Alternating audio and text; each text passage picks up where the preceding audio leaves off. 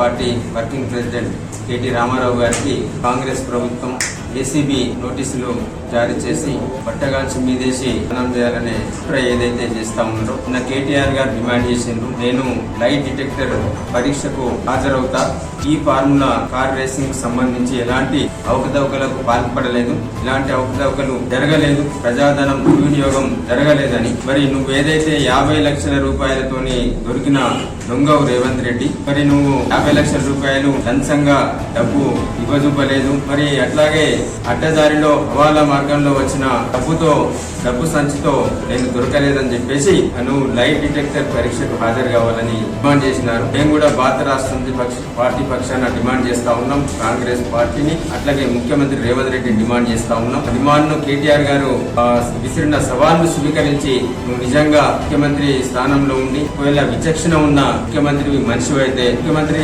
స్థాయిలో ఉండి ఇలా నోటీసులు జారీ చేపిస్తున్నావు కదా, మరి కేటీఆర్ గారు విసిరిన సవాల్కు నువ్వు సిద్ధమై లైట్ డిటెక్టర్ పరీక్షకు హాజరై పవిత్రతను చాటుకోవాలని చెప్పేసి మేము డిమాండ్ చేస్తా ఉన్నాం. అడ్డగోలు హామీలు ఇచ్చి ఇలా హామీలు నెరవేర్చలేక ఇలా ప్రజల చేతిలో చీత్కరణ తప్పదని, ప్రజల చేతిలో చావు దెబ్బ తప్పదని చెప్పేసి ఇలా రేవంత్ రెడ్డి ఈ నాటకాలు ఆడుతా ఉన్నాడు. ఇలా నువ్వు ఇచ్చిన హామీని నెరవేర్చుకోవడానికి ఇలా ఏరువాక స్టార్ట్ అయింది. యావత్ తెలంగాణ రైతాంగం అందరూ కూడా రైతు బంధు కోసం చూస్తా ఉన్నారు. 10,000 ఇచ్చే రైతు బంధును నేను 15,000 ఇస్తానన్నావు. ఇలా దున్నుకాలు స్టార్ట్ అయినాయి, ఆల్రెడీ నార్లు పోస్తా ఉన్నారు. మరి ఇలా మా రైతన్నలకు విత్తనాల కోసం కావచ్చు, ట్రాక్టర్ తో దున్నించడం కోసం కావచ్చు, లేకపోతే ఇంకా ఎరువుల కోసం కావచ్చు, ఇలా వాళ్ళకు అనేక రకాల అవసరాలు ఉన్నాయి. గతంలో గౌరవనీయులు తెలంగాణ తొలి ముఖ్యమంత్రి వర్యులు కేసీఆర్ గారు ఏరువాక స్టార్ట్ కాగానే రైతుల ఖాతాల్లో ఎకరాన అప్పుడు 5,000 రూపాయల చొప్పున వేసేసి వాళ్ళ అన్ని రకాల వ్యవసాయ పనులకు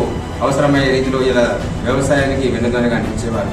సన్నాలకు ప్రకటించిన క్వింటాల్కు 500 రూపాయల అను కూడా వెంటనే రైతుల ఖాతాల్లో వేయాల్సిందిగా బీఆర్ఎస్ పార్టీ పక్షాన డిమాండ్ చేస్తా ఉన్నాం. ఇలా పాఠశాలలు స్టార్ట్ అయినాయి. విద్యార్థులకు 10వ తరగతి చదివిన విద్యార్థులకు నువ్వు 10,000 రూపాయలు వేస్తానన్నావు. ఇంటర్మీడియట్ పాస్ అయిన వాళ్లకు 15,000 వేస్తానన్నావు. డిగ్రీ పాస్ అయిన విద్యార్థులకు 25,000 వేస్తాన్నావు. పీజీ చదివే వాళ్లకు 50 నుంచి 1,00,000 రూపాయలు వేస్తాను. పిహెచ్డీ చేసే వాళ్ళకి 5 లక్షలు ఇస్తాను. మరి ఇలా ఈ పాస్ అయిన విద్యార్థులందరూ ఎదురు చూస్తా ఉన్నారు. ఇలా మీరు ప్రజాక్షేత్రంలోకి వస్తే మీకు మిమ్మల్ని నిలదీసి తప్పకుండా మీరు ఏదైతే హామీ ఇచ్చిండ్రో మిమ్మల్ని నిలదీసి ఇతర చేతిలో మీకు చీత్కారం తప్పది, విద్యార్థుల చేతిలో మీకు తీవ్ర నిరసన తప్పదనే ఉద్దేశంతో ఇవన్నిట్లను డైవర్ట్ చేయడానికి ఈయనను కేటీఆర్ గారికి ఏసీబీ నోటీసులు పంపి నువ్వు ఇబ్బంది పెట్టాలనుకుంటున్నావు. ఎన్ని అబద్ధం కేసులు పెట్టినా, ఎన్ని తప్పుడు కేసులు పెట్టినా గానీ నిజాయితీగా ఇరుకొని బయటపడే తత్వం బీఆర్ఎస్ నాయకులకు ఉంది. ఎందుకంటే ఎలాంటి తప్పు లేకుండా ఇలా ప్రభుత్వాన్ని నడిపి తీసుకొచ్చిన తెలంగాణ రాష్ట్రాన్ని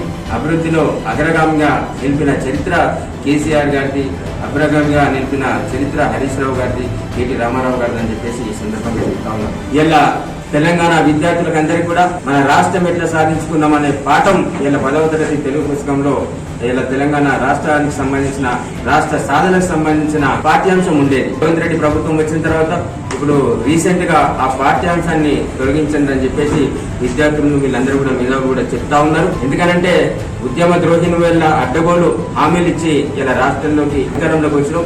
మరి నిజంగా కూడా తెలంగాణ రాష్ట్ర సాధన ఉద్యమం, పవిత్ర ఉద్యమం, ఇలా పోరాటం చేసిన నాయకులు దీక్షతో పోరాటం చేసి ఇలా రాష్ట్రం సాధించుకున్నారు.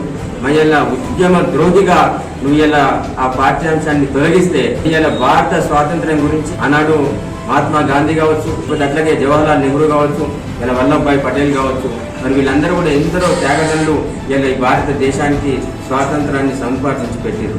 మరి వాళ్ళ పాఠ్యాంశాన్ని కూడా మరి నువ్వు నిషేపిస్తావా? మరి అలా ఇలా జవహర్లాల్ నెహ్రూ మొదటి ప్రధానమంత్రి ఈ దేశానికి, మరి ఆయన పాఠం నిషేపిస్తావా?